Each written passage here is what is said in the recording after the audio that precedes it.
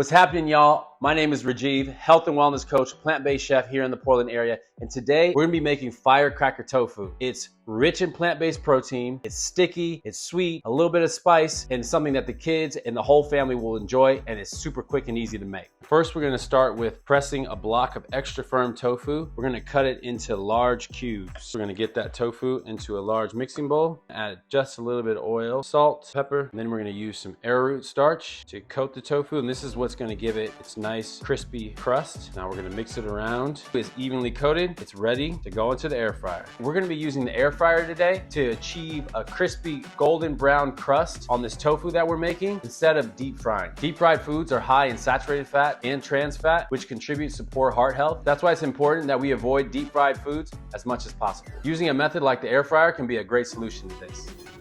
Now it's time to assemble our simple 5-ingredient firecracker tofu sauce. Tamari, garlic and ginger, red chili garlic sauce, and maple syrup. Mix in all these ingredients and bring it to a light boil. As soon as the sauce reaches a light boil, turn it down slightly and allow it to simmer for 5 minutes. Now we're going to create a slurry using equal parts arrowroot starch and water. It's going to thicken up the sauce, make it nice and sticky to coat our firecracker tofu. Now we're going to whisk in our slurry until the sauce becomes slightly thickened.